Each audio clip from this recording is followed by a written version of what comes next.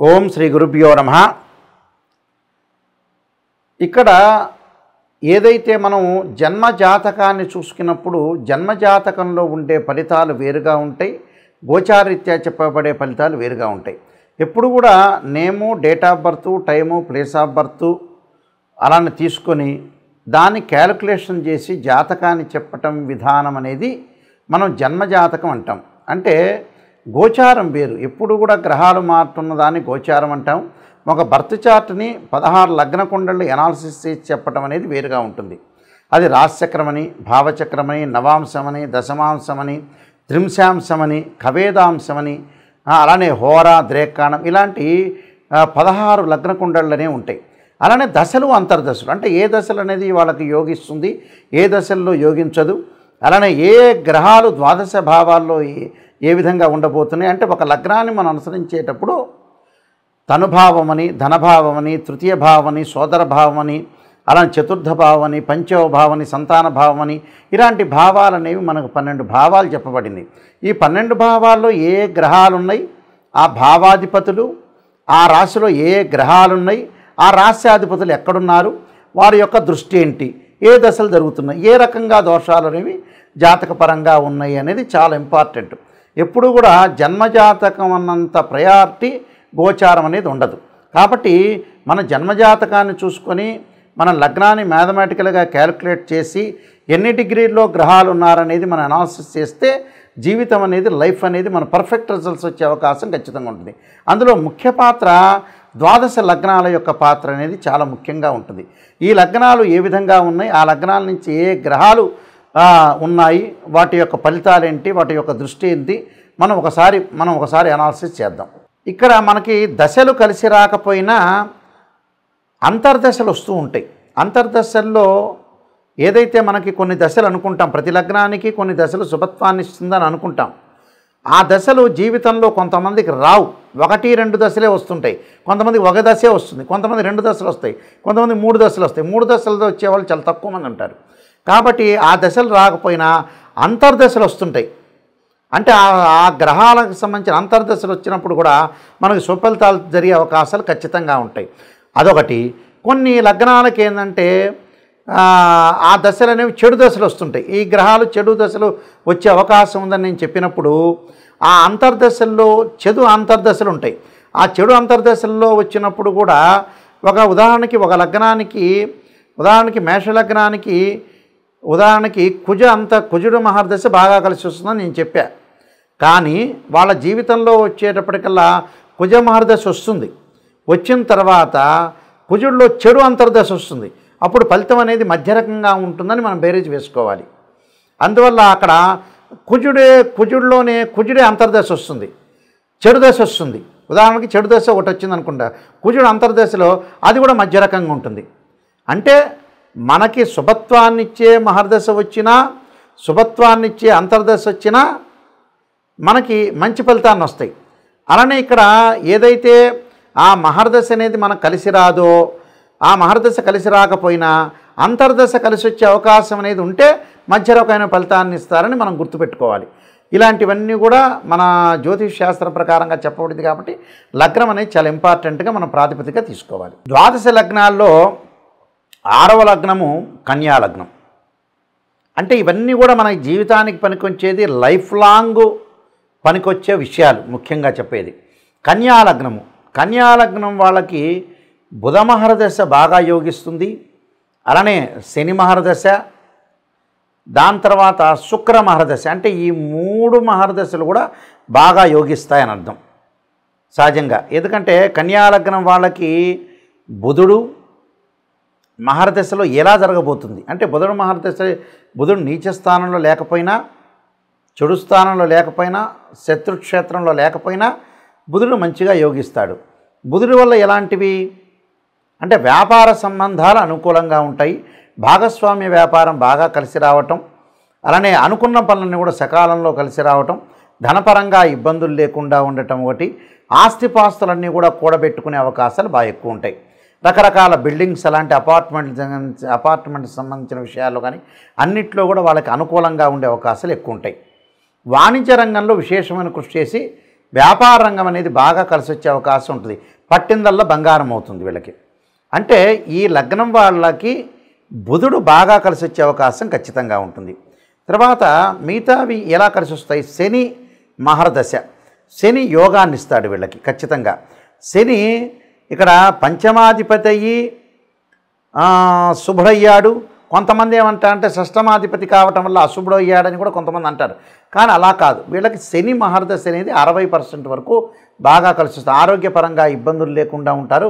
పనులలో ఆలస్యం లేకుండా ఫాస్ట్ మూవింగ్లో ఉండే అవకాశాలు ఎక్కువగా ఉంటాయి.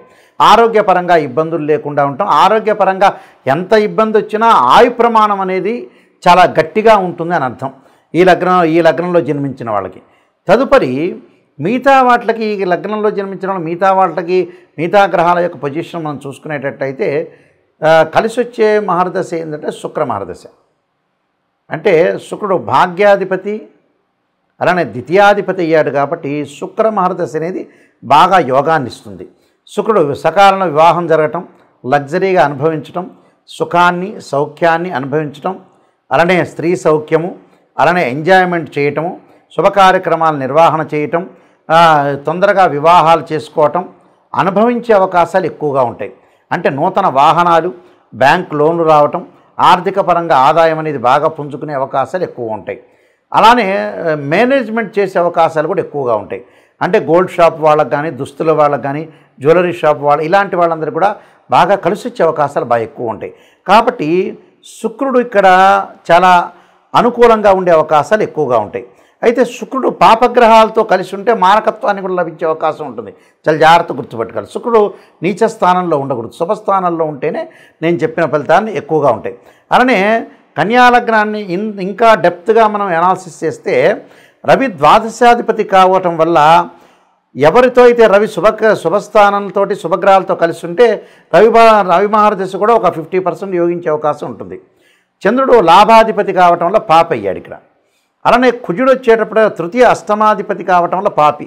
అంటే కుజమహర్దశలో వాహన ప్రమాదాలు జరగకుండా చూసుకోవాలి. రియల్ ఎస్టేట్ కానీ, భూదందాలు కానీ, ఆరోగ్యపరంగా కానీ, అలానే కెమికల్ కంపెనీస్ కానీ, అలానే భూ వ్యవహారాలు, కోర్టు సమస్యలు, అగ్రికల్చర్ ల్యాండు, అన్నదమ్ముల మధ్యలో గొడవలు రాకుండా చూసుకోవాలి. బుధుడు లగ్న దశమాధిపతి కనుక యోగకారకుడయ్యాడు. బుధ మహర్దశలో యోగించే అవకాశం ఖచ్చితంగా ఉంటుంది. గురువు చతుర్థ సప్తమ ఉభయ కేంద్రాధిపతి మరింత పాపయ్యాడు ఇక్కడ. అంటే గురువు వచ్చేటప్పటికల్లా కొద్దిగా అనుకూలంగా లేడని చెప్పుకోవచ్చు ఇక్కడ గురువు వల్ల. అంటే గురువు వల్ల ఫైనాన్షియల్ పొజిషన్ విషయంలో కొద్దిగా ఎవరికైనా ట్రాన్సాక్షన్స్ చేసేటప్పుడు కొంత జాగ్రత్త ఉండాలి. విద్యార్థులు కూడా చదువు మీద కొంత కాన్సన్ట్రేషన్ చేయాలి. ఎవరిని పరిపూర్ణంగా నమ్మకూడదు. నమ్మితే ఏంటంటే ప్రాబ్లమ్స్ వచ్చే అవకాశాలు బాగా ఎక్కువ ఉంటాయి. కాబట్టి ఇలాంటి విషయాల్లో కొద్దిగా జాగ్రత్త ఉంది. అంటే కన్యాలగ్నంలో జన్మించిన వాళ్ళకి శని బాగా కలిసి వచ్చే అవకాశం ఉంటుంది. బుధుడు, శుక్రుడు ఈ మూడు కూడా బాగా కలిసి వచ్చే అవకాశాలు ఎక్కువ ఉంటాయి. కాబట్టి మళ్ళీ అలానే బుధుడు శుక్రుడు కంజంక్షన్ అయితే మళ్ళీ మంచిది. ఆ రెండు మహర్దశలు బాగా యోగించే అవకాశం ఎక్కువ ఉంటుంది. అలానే శని పంచమాధిపతి శుభుడైన షష్టమాధిపతి అయ్యాడు కాబట్టి వాళ్ళకి షష్టమాధిపతి అయినా కొంతమంది యోగించాడంటారు. కానీ యోగించే అవకాశాలని 60% అనేవి బాగా ఎక్కువ ఉంటాయి. కాబట్టి ఏమి ఆందోళన చెందాల్సిన పని నేను చెప్పిన మహర్దశలు ఖచ్చితంగా యోగిస్తాయి. బుధుడు, శని, శుక్ర మహర్దశలు బాగా యోగించే అవకాశం ఉంటుంది. మిగతా మహర్దశలో మనం కొంత జాగ్రత్తగా ఉండి నేను చెప్పిన పరిహారాలు చేసుకొని ముందుకెళ్తే మంచి జరిగే అవకాశం ఖచ్చితంగా ఉంటుంది. మన జాతకంలో ఎప్పుడూ కూడా ఉద్యోగ ప్రయత్నాల్లో కానీ, గవర్నమెంట్ ఉద్యోగం కానీ, ప్రైవేట్ ఉద్యోగం కానీ, మన లైఫ్లో స్టార్డమ్ అదృష్టం కలగాలంటే ఏంటంటే రవి బాగుండాలి. రవి బాగలేదు అని అనుకోండి, సూర్య నమస్కారాలు, సూర్యుడి యొక్క ఆరాధన, అలానే సూర్య హోమము, అలానే సౌర పాశుపతాస్త్ర రుద్రాభిషేకం చేయాలి. అంటే సూర్యుడు ఆరోగ్యాన్ని, ఉద్యోగాన్ని, అదృష్టాన్ని, రాజయోగాన్ని ఇచ్చేవాడు సూర్యుడు. కాబట్టి సూర్యుడు మన జాతకంలో నీచబడినా, అలానే మనకి ఉచ్చస్థానంలో లేకుండా నీచబడితే ఏదైతే మనకి ఆ రవి వల్ల ఎలాంటి ఫలితాలు జరగబోతున్నాయో మనం చూసుకుని రవి యొక్క దోషాన్ని పరిహారం చేయాలి. అలానే చంద్రుడు మనోకారకుడు అంటాం మనం. ఆ చంద్రుడు మానసికంగా ఆందోళన తీసుకొచ్చేవాడు. అలానే నీటి మీద, అలానే సముద్రాల మీద, నదుల మీద ప్రమాదాన్ని, సైకలాజికల్గా మెంటల్లీ డిజార్డర్ తీసుకొచ్చేవాడు చంద్రుడు. ఆ చంద్రుడి యొక్క దోషాన్ని తొలగించుకోవాలంటే చంద్రుడి యొక్క జపం చేసుకోవటం కానీ, అలానే చంద్రుడికి సంబంధించిన వివిధ పద్ధతులు, వివిధ రెమెడీస్ చేసుకోవటం వల్ల మనకు మానసికంగా ఉత్సాహం అనేది కలిగే అవకాశం ఎక్కువ ఉంటుంది. అంటే మెంటలీ డిజార్డర్ లేకుండా. అలానే కుజుడు ప్రమాదాన్ని చేసేవాడు. కోర్టు సమస్యలు, అన్నదమ్ముల మధ్యలో గొడవలు, అలానే మెడికల్ కంపెనీలు, రియల్ ఎస్టేటు, అలానే భూములు, అపార్ట్మెంట్లు, ఇళ్ళు, ఇవన్నీ కూడా తెలిపేవాడు ఎవరంటే అంగారకుడు. ప్రమాదాలను తెలిపేవాడు కూడా అంగారకుడే.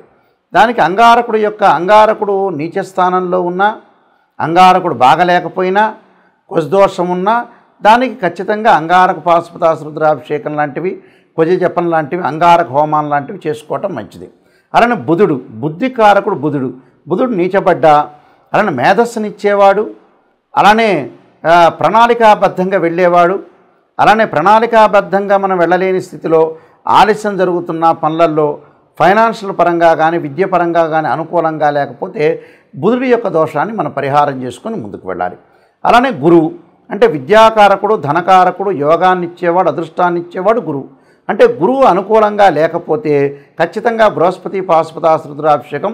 గురువు నీచ స్థానంలో ఉన్న, ఎన్ని డిగ్రీల్లో నీచ స్థానంలో ఉన్నాడు అనేది మనం చూసుకోవాలి. ఆ గురువు యొక్క ఫలితాన్ని మనం అనుసరించి గురువు యొక్క దోషాన్ని మనం పరిహారం చేసుకోవాలి. దానికి బృహస్పతి పాశుపతాశ్ర రుద్రాభిషేకాలు ఉంటాయి, గురు జపాలు కూడా ఉంటాయి. ఖచ్చితంగా రెమెడీ అనేవి ఖచ్చితంగా చేసుకొని ముందుకు వెళ్ళాలి. వివాహకారకుడు అంటే కళత్రకారకుడు, అలానే లగ్జరీని ఇచ్చేవాడు, సుఖాన్ని, సౌఖ్యాన్ని, భోగాన్ని ఇచ్చేవాడు, వివాహం జరిపించేవాడు శుక్రుడు. శుక్రదోషం ఉంటుంది కొన్ని జాతకాల్లో. అంటే శుక్రదశ కలిసి రాని వాళ్ళు ఉంటారు.